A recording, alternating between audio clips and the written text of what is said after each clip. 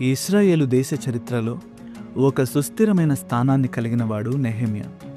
అతడు యువకుడుగా ఉన్నప్పుడు షూషను కోటలో రాజైన అర్తహషస్తకు ద్రాక్షారసాన్ని అందించే సేవకుడిగా పనిచేశాడు. తనకు ఎంతో ప్రియమైన తన స్వస్థలం యెరూషలేము గురించి తాను చేయబోయే మనవిని రాజు అంగీకరించాలని అనేక రోజుల పాటు నెహెమ్యా ఉపవాసముండి విలపించి దేవుని దగ్గర ప్రార్థించాడు. ఒకరోజు దుఃఖముఖుడై ఉన్న నెహెమ్యాను చూసిన రాజు అతని దుఃఖానికి కారణమేంటని అడిగినప్పుడు నెహెమ్యా ఆ ప్రశ్నకు సమాధానంతో సిద్ధంగా ఉన్నాడు. రాజు నెహెమ్యా మనవిని అంగీకరించడంతో ఒక్కసారిగా ఉన్న ప్రతి అడ్డంకి తొలగించబడింది.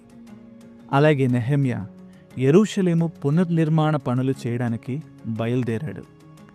అతని వెంట ఒక బలమైన రక్షణ దళం, సురక్షిత ప్రయాణానికి కావలసిన సూచన లేఖలు మరియు రాజుకు సంబంధించిన అడవుల యొక్క వనరులను ఉపయోగించుకోవడానికి అనుమతులను రాజు ఏర్పాటు చేశాడు. అయితే వీటన్నిటినీ వెనుక నుండి జరిగిస్తున్నది మాత్రం ఒకే ఒక్కడైన నిజదేవుడు.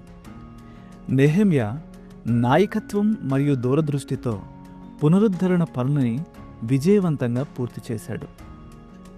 శత్రువు వచ్చి వీటి విషయమై మనం మాట్లాడుకోవాలి అని నెహెమ్యాను పిలిచినప్పుడు అతడు, నేను చేయి పని గొప్పది, దాన్ని విడిచి మీ వద్దకు వచ్చుటకై నేను దాన్ని ఎందుకు ఆపవలెను, నేను రాలేను అని జవాబిచ్చాడు.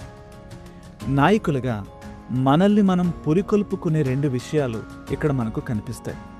మొదటిది, నెహెమ్యా తాను చేస్తున్న పని గొప్పదని నమ్మాడు. రెండవది, అతని దృష్టిని మళ్లించే విషయాలను నిరాకరించాడు. ఎలాంటి ప్రలోభం కూడా అతన్ని తప్పుదోవ పట్టించలేకపోయాయి. అయితే మంచి ఉద్దేశాలున్నవారు కూడా ఇలాంటి సమంజసమైనట్లు కనిపించే దృష్టి మళ్లింపులకు లోనై వారి కర్తవ్య నిర్వహణలో విఫలమయ్యారు. ఒకవేళ నెహెమ్యా తాను రోజు ఎంత పని చేస్తున్నాడో కొలుచుకుంటూ, అలాగే తన పనిలో ఎదురయ్యే ఇబ్బందులను బేరీజు వేసుకుంటూ కూర్చుంటే నెహెమ్యా ఆ పనిని మధ్యలోనే వదిలివేసేవాడేమో. అయితే వాటన్నిటినీ మించి తన ఉన్నత పిలుపుపైన దృష్టి నిలపడం వలన మాత్రమే ఆ గొప్ప పనిని పూర్తి చేయగలిగాడు. బైబిల్ ఇన్ఫ్లుయెన్సర్స్ అనే సిరీస్ మీకు ఆశీర్వాదకరంగా ఉంటే మా ఈ ప్రయత్నానికి లైక్, షేర్ అండ్ సబ్స్క్రైబ్ చేసి మమ్మల్ని ప్రోత్సహించండి. మరొక కొత్త బైబిల్ ఇన్ఫ్లుయెన్సర్తో మీ ముందుకు వస్తాం. Until then, God bless you.